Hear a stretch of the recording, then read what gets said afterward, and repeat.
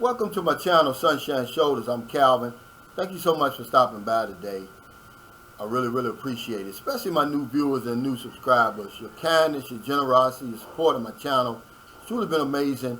I'll never take that for granted. I'm a 57-year-old American who grew tired of the rat race and decided, you know what, I'm going to cash it all in. And I'm going to move to the Philippines in search of a new life. Well, I found that new life, and I want to share with you my boots on the ground experiences.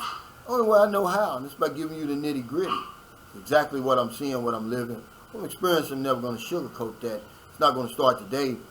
The subject of my vlog today is how to protect yourself in the Philippines. And I know what you're thinking. As foreigners, we can't own firearms. We can't own any type of weapon. How will we protect ourselves? Well, I'm going to answer that question for you. First, I want to do a small, quick review for a friend of mine who is in the male supplement business. And today I'm going to do La Boost. And if you've been watching my channel, you know the other day I did the tuxedo peel. And these are male enhancement supplements. This isn't Viagra. What this does is it enhances your sexual pleasure. And the La Boost, it's actually a high-end candy. That's what it says right here. It says high-end super candy. High-end super candy. It says boost your testosterone with the first dose. Male vitality formula. And here it is. It's in a small bottle like this. And if you've ever had sweet tarts, remember when we were young and we had the sweet tarts? That's what it tastes like. I mean, it's quite delicious. It really tastes good. I like it better than the tuxedo peel because there's no side effects. I didn't get a headache or anything like that. And it worked just the way it was supposed to work. I took it, and after about an hour or two, when things got started, we went on that magic carpet ride again. And my head didn't hurt. There was no side effects. It was really good. And I would give this product 2 thumbs up. Now, this isn't an endorsement. I'm just doing him a favor as a review. And I told him, I said, man, don't use anything I say as an endorsement, because all I have, guys, is my reputation. And if anything were to go wrong, I wouldn't want to pay for it with my reputation, with my channel. But I did that for him, and results vary. Maybe because it works for me, because I'm in great shape. I don't normally take this kind of stuff, but I'm doing it for him for a favor. And I'll put the link down under if you're interested in that. And before I get started with how to protect yourself in the Philippines, I received a troubling, I call it troubling, message in Sunshine Shoulders Messenger today from one of my subscribers, a good guy who did everything right. Came over here, met his Filipina, the only one he met, married her, took her back to America, and they have a child. I don't know if he brought the child over with them or they have a child together, but it's him, his wife, and the child. And the problem is, he went from giving her family $200 a month to now they're giving $600 a month, $600 US a month to the family. And the family isn't satisfied. The mother is screaming, hollering, always angry at the daughter to send more. And let me remind you that $600 automatically jumps them up into the middle class over here. A hard-working, need I remind you, hard-working frontline nurse in the Philippines earns about $600 a month. And all they're doing is just sitting back, waiting for the money to come in. And remember, we're in the middle of a raging pandemic. Millions of people have lost jobs over here. People are starving over here. And they're getting $600 a month. And they're not satisfied. They want more. And it's bothering him. He said, hey, what do you think I should do? Look, I don't want to get in the middle of that, brother, but I'm going to tell you something. I think you know what you need to do on this situation. And anybody else who's dealing with this, you need to cut them off right now for a little while. Let them suffer. Let them appreciate that $600 that you're sending over there. Because I always tell people, This is just my boots on the ground experience from living over here on and off for 12 years. There's two things missing here. It doesn't mean that the Filipino is less than or anything, but it's different from where I come from. Number one is appreciation. They're going to appreciate what you do. And number two is consideration. They don't consider, they do not consider the hardship put on this young family to send them $600 a month. It never even registers in their mind. You know, her family, and this is his words, is one of those families that thinks, okay, the Filipinos come up, well, you got to pull the whole family up. There's nothing wrong with that, but don't put pressure on the young lady. She's going to do it anyway. She's doing the best she can. 600 is a lot.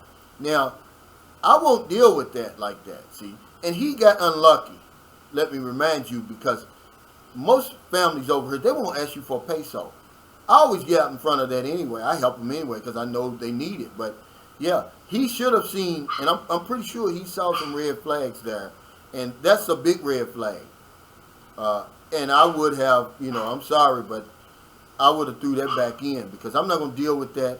That's a lot of money, you know, that they're sending, and they're they don't appreciate it. They're ungrateful, and then they want to use the Bible against the lady and all of that. So, brother, cut them off for about a month or two. They'll come begging back, and they will appreciate what you're doing. Now, in the Philippines, as you know, as a foreigner, I can't own a firearm or any kind of weapon that's going to get me in trouble. But I do have access to one of the most powerful weapons on the planet.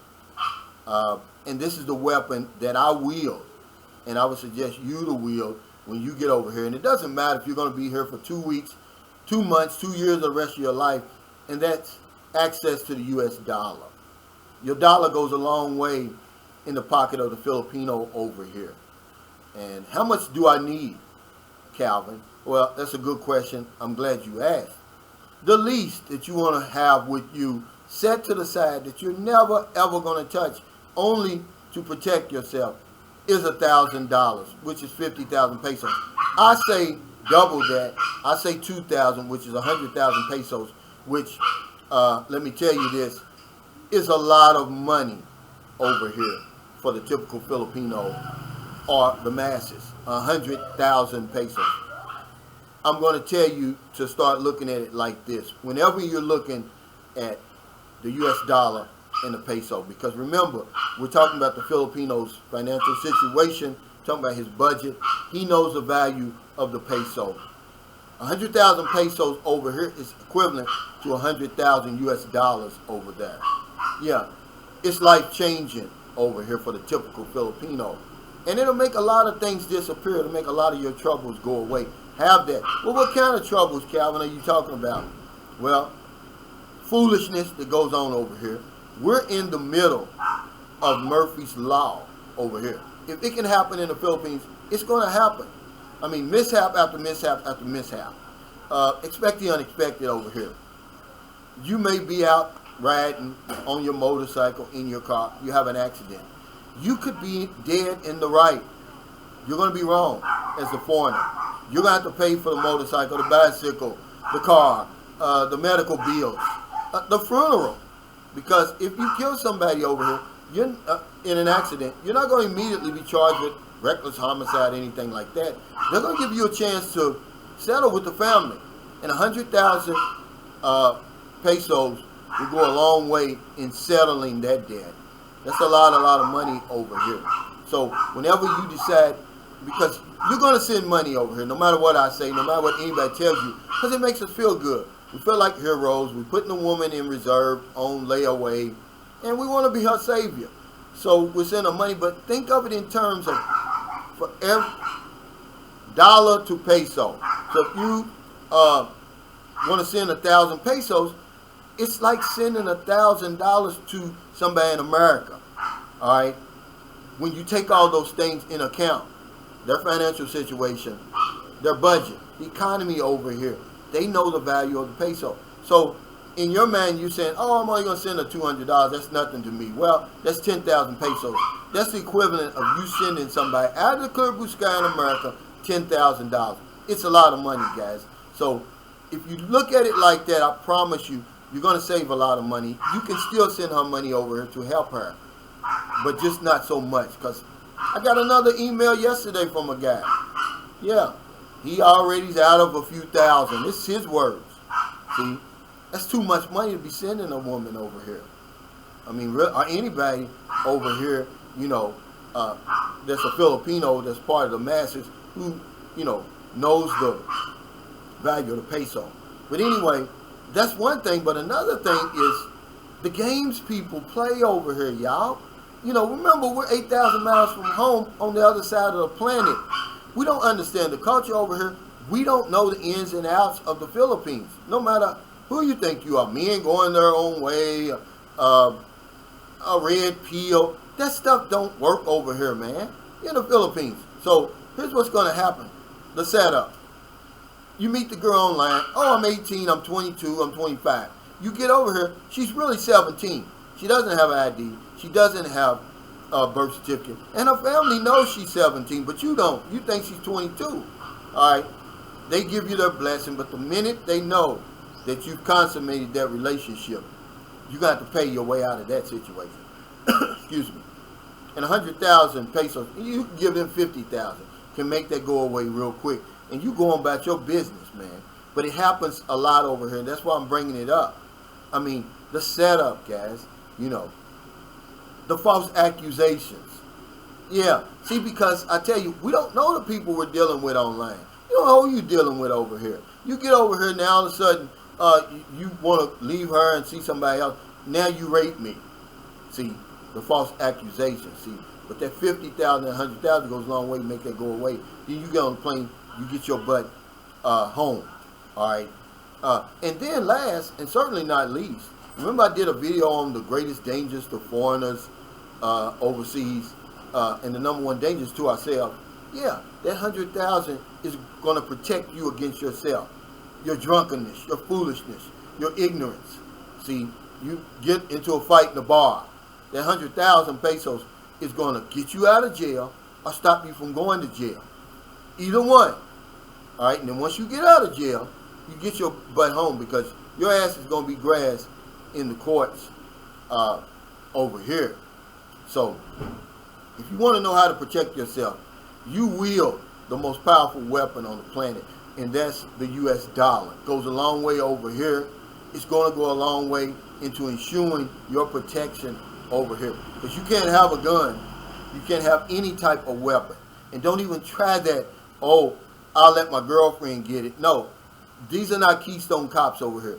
If somebody's shot with that weapon, they're going to do the forensic work. They're going to find out you did it, and you'll never see the light of day. It's not worth it, guys. But that 100,000 pesos, yeah, it's enough to make a lot of things disappear over here.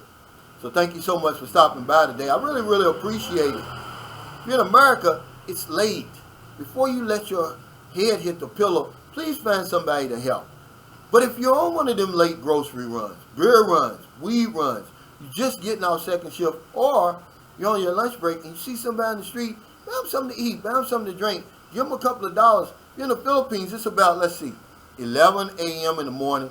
We still have the whole rest of the day to find somebody to help. There's no excuse, or you shouldn't intentionally go out there and find somebody to help. And I'm not putting pressure on anybody. We're in the midst of a pandemic, ladies and gentlemen. And no matter what you see on the news, or what you're reading, or what these other vloggers tell you, it's hard over here right now. Okay? People are starving. They put that veil up, and they'll hide it. But I'm giving you my boots on the ground experiences. The horrors of the pandemic stare me in the face every single day. That's why I started the electronic community pantry, to help feed people over here. It's been very, very successful because people need help. Because if I don't know anything else, I know this one thing for sure. When we help other people, we help ourselves. Take care, stay safe, stay COVID free. I'll see you next time.